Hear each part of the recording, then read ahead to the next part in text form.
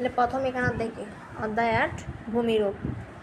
আমরা পৃথিবী কতই না সুন্দর, আমাদের পৃথিবী কতই না সুন্দর এবং বৈচিত্র্যময়। এর কোনো অঞ্চল উঁচু পাহাড় পর্বত নিয়ে গঠিত, আবার কোথাও কি বিস্তীর্ণ সমতল ভূমি। আজকে আমরা পড়তেছি এটা কি ভূমিরূপ। এখন ভূমিরূপ মানে এটা কি? ভূমিরূপ মানে হচ্ছে আমাদের ভূমি অনেক রকমের থাকে। মানুষ যেরকম ভিন্ন রকম থাকে, কেউ সাদা, কেউ কালো, কেউ বা আবার একটু চাকমাকৃতি, চাকমাদের চেহারা ভিন্ন, আমাদের চেহারা ভিন্ন। সেরকম ভূমিরূপের মধ্যে কি ভূমি মানে মাটি, তাহলে মাটিটাও ভিন্ন। এখন আমরা যদি পৃথিবীতে বলি, আমরা কোথায় হাঁটাচলা করতেছি? আমরা কি পৃথিবীর ভিতরে নাকি পৃথিবীর এটার ভিতর নাকি এটার উপরে হাঁটতেছি? বলো তো। এই যে আমরা এখানে মানুষ দেখতে পাচ্ছি, আমরা এখানে হাঁটতেছি। এখন বলবো আমরা পড়ে যাচ্ছি না কেন? আমরা পড়ে যাচ্ছি না, আমাদের একটা আকর্ষণ আছে। পৃথিবীর সাথে আমাদের একটা প্রাকৃতিক শক্তির আকর্ষণ আছে। তাই চুম্বক যেরকম লোহাকে আকর্ষণ করে, তেমনি পৃথিবী আমাদেরকে আকর্ষণ করে। তাই আমরা ওখানে কি একদম চুম্বকের মতো লেগে থাকি। তাহলে আমাদের পৃথিবী কতই না সুন্দর এবং বৈচিত্র্যময়। এর কোনো অঞ্চল উঁচু পাহাড় পর্বত নিয়ে গঠিত, কোথাও রয়েছে বিস্তীর্ণ সমতল ভূমি, ছোট বড় অসংখ্য নদী ও সমুদ্র। আরও রয়েছে ম্যানগ্রোভ, চিরসবুজ বন, নদীর বয়ে নিয়ে আসা পলিমাটি দিয়ে গঠিত বদ্বীপ। আমাদের বাংলাদেশে একটা গঠিত বদ্বীপ আছে, এটাকে কোন নদী দ্বীপ, এই দ্বীপটাকে বলা হয় বদ্বীপ। পৃথিবীর বিভিন্ন অঞ্চলের এরূপ নানান ধরনের গঠন প্রকৃতি, জলবায়ু অনুসারে গড়ে ওঠে জনবসতি এবং তাদের জীবনযাপন পদ্ধতি। তাহলে পৃথিবীর বিভিন্ন অঞ্চলে এরকম নানান ধরনের গঠন প্রকৃতি নিয়ে জলবায়ু অনুসারে গড়ে ওঠে জনবসতি, অর্থাৎ জনবসতি গড়ে ওঠে। তাহলে এটা একটা প্রশ্ন, জনবসতি কাকে বা জনবসতি কীভাবে গড়ে ওঠে? জনবসতি গড়ে ওঠে হচ্ছে পৃথিবীর বিভিন্ন অঞ্চলের এরূপ নানান ধরনের গঠন প্রকৃতি, জলবায়ু অনুসারে গড়ে ওঠে জনবসতি এবং তাদের জীবনযাপন পদ্ধতি। ভূমিরূপ ও ভূমিরূপের বিভিন্ন ধরন। পাশের চিত্রটা যদি লক্ষ্য করি, তাহলে আমরা দেখব আমরা পৃথিবীর বাইরে বা ভূপৃষ্ঠের কঠিন স্লোপ যে আবরণ রয়েছে সেখানে বসবাস করি এবং চাষাবাদ করি, অর্থাৎ এই সবুজ জায়গাটাতে আমরা বসবাস করতেছি, চাষাবাদ করতেছি। আর এটা হচ্ছে সমুদ্র। আমাদের পৃথিবীতে 4 ভাগ রয়েছে, 4 ভাগের মধ্যে 3 ভাগ হচ্ছে জল, আরেক ভাগ হচ্ছে স্থলভাগ। একে আমরা ভূমি বলি। তাহলে ভূমি কাকে বলে? এটাই পৃথিবীতে আমরা পৃথিবীর বাইরের বা ভূপৃষ্ঠের যে কঠিন স্লোপ যে আবরণ রয়েছে তাকে ভূমি বলে। ভূপৃষ্ঠের বিভিন্ন অঞ্চলের ভূমির আকৃতি ও প্রকৃতি বিভিন্ন রকম। কোনো অঞ্চল সমুদ্রপৃষ্ঠ থেকে অনেক উঁচুতে অবস্থিত, যেমন পাহাড় পর্বতগুলো অনেক উঁচু। আবার কোথাও রয়েছে পানি শূন্য শুষ্ক ঊষর মরুভূমি, যেমন আফ্রিকার সাহারা মরুভূমি। আবার পৃথিবীর মেরু অঞ্চল সারা বছর বরফে ঢাকা থাকে। সমুদ্র জলেও বিভিন্ন ধরনের ভূমিরূপ রয়েছে। পৃথিবীর পৃষ্ঠের বিভিন্ন অঞ্চলের ভূমির এই বৈচিত্র্য গঠনগত আকৃতি বা রূপ, একেই বলা হয় ভূমিরূপ। ভূমিরূপ কাকে বলে? এটা একটা প্রশ্ন।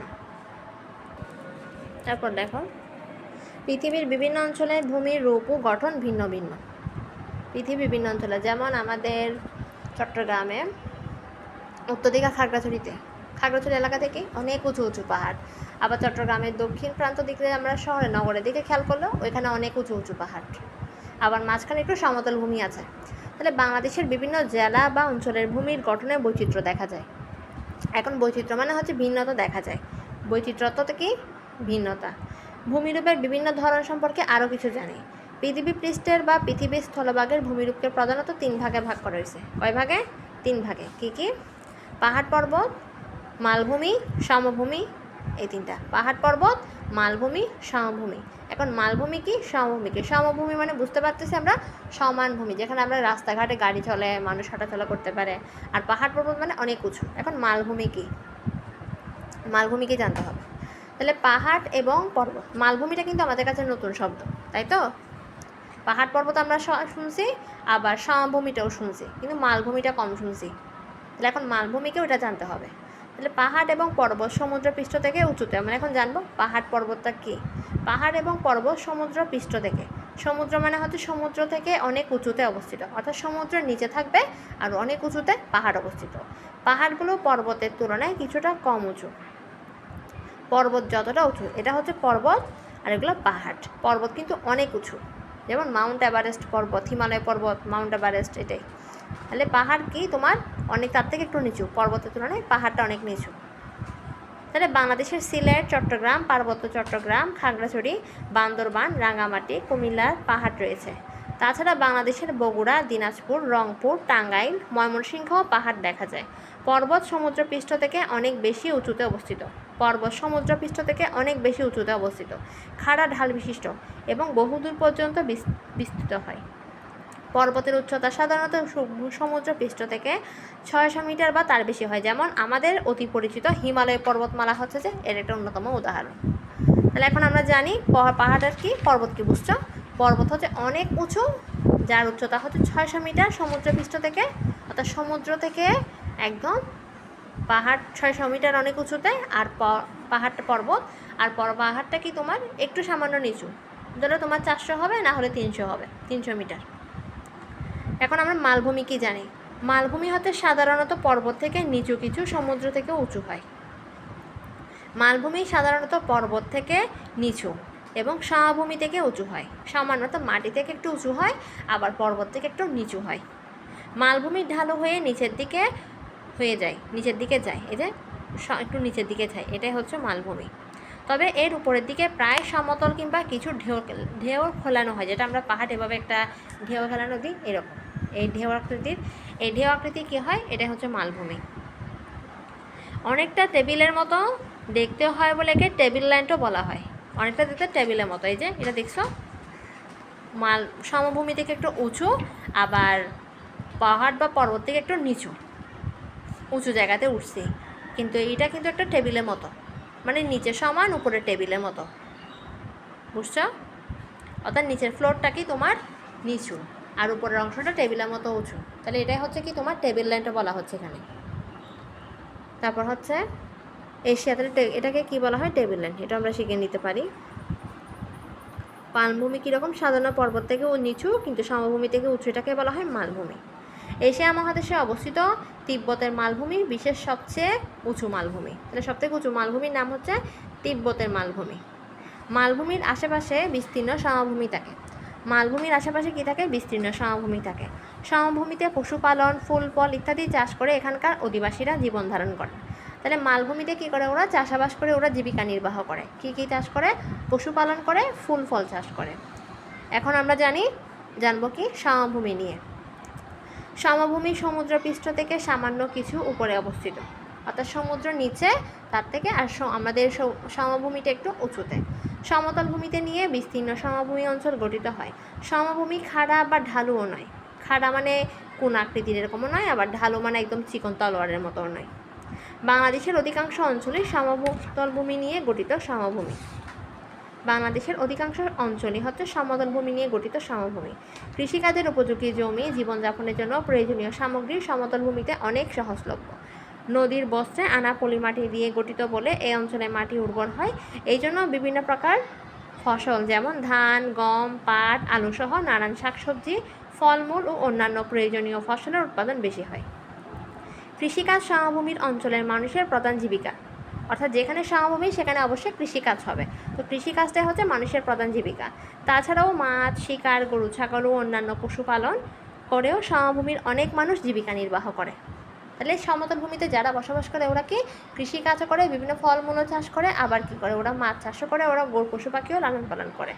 তাহলে এইভাবে ওদের জীবন জীবিকা নির্বাহ হয়, অর্থাৎ ওরা খাবার খায়, ওরা খাওয়া দাওয়া করে, জীবন জীবিকা মানে হচ্ছে এটা। এভাবে জীবন ধারণের অনুকূল পরিবেশ থাকায় পৃথিবীর অধিকাংশ মানুষ সমভূমিতে বাস করতে পছন্দ করে।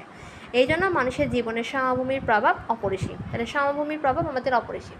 সমভূমি যদি না থাকতো তাহলে আমাদের রাস্তাঘাট হতো না, আমরা যাওয়া আসা করতে পারতাম না। এখন বর্তমানে কি পাহাড় কেটেও পাহাড়ের উপর রাস্তা হচ্ছে, কিন্তু এটা কিন্তু আমাদের পরিবেশে একটা মারাত্মক বড় ক্ষতির প্রভাব পড়ছে কিন্তু। তাহলে এখন আমরা দেখি এখানে শুধু স্থলভাগ নয়, মহাসাগরগুলোর বিভিন্ন প্রকার ভূমিরূপ রয়েছে। যেমন মহাসাগরও কি আছে? তাহলে ভূমিরূপ রয়েছে। এগুলো হচ্ছে কি মহীসোপান, মহীরাল, গভীর সমুদ্রের সমভূমি এবং গভীর সমুদ্রখাত। মহাসাগরের তলদেশে পাহাড়, পর্বত, সমভূমি, এমনকি গভীর গিরিখাতও রয়েছে। মহাসাগরে কি কি আছে? পাহাড় পর্বত আছে, সমভূমি আছে, এমনকি গভীর গিরিখাতও রয়েছে। পানি, মাটির এই যে এখানে অংশ দেখায়, পানি যতটুকু আছে তার মধ্যে এখানে কি আছে? পানিটা মাটির সাথে যতটুকু লাগানো আছে ওটা হচ্ছে কি মহীসোপান। আবার মাটির আরেকটু গভীরে গেছি ওটা হচ্ছে মহীরাল। একদম নিচে গভীরে গেছি গভীর সমুদ্রের সমভূমি হচ্ছে এটা। তারপরে এখানে আরেকটা দ্বীপ দেখা যাচ্ছে, নদী বা নৌকা জাহাজ করে আমরা এই দ্বীপে আসতে পারবো।